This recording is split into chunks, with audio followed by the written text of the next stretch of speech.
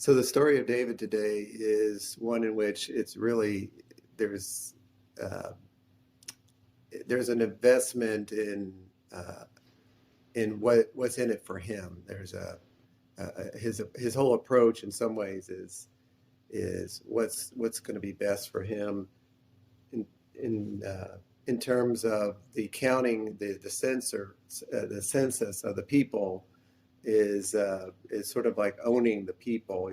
How many people are going to be in my army? How many? What kind of power do I have? And then even when he's given the choice, he's his self-interest is, well, I'd rather that I not be at the hands of somebody else that affects me as much.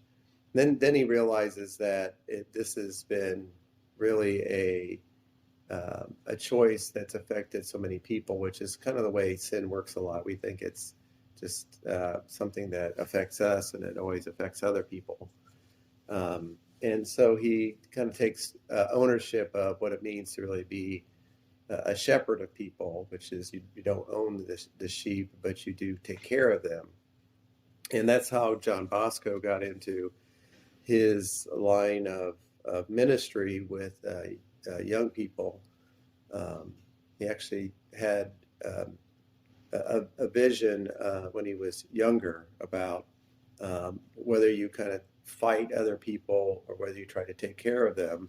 And when he was early on in his priesthood, he came across a sacristan that was kind of beating on a teenage kid, and asked, just basically started talking to him, and found out that he was orphaned, like many of the teenagers that came down from the mountains and was trying to find work, and were unemployed, hungry, desperate.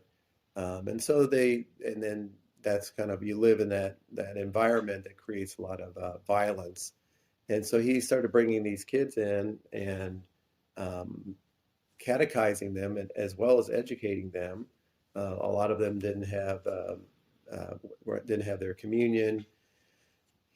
So he helped them into the sacraments, and this ministry grew pretty quickly and was supported with some benefactors that helped him along the way.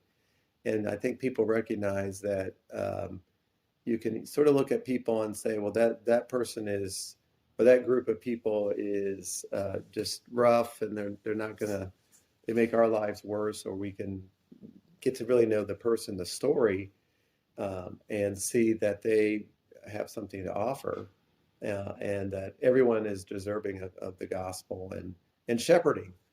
And so John Bosco, I think, really embodies the mission of the church, which is really the mission of Jesus, which is a mission of mercy. And that was what David was shown in his life, was ultimately God's mercy when he was humble enough to basically say he was not living a life of mercy himself, of love, of care, a concern for others more than self. And I think those are always good lessons for us to learn, that we can sometimes do things that are a little bit more for ourselves than others, and really continue to live our lives for what is best for others. And we only do so, especially as we celebrate and experience it in this Eucharist, the mercy of God for us that we can share with others.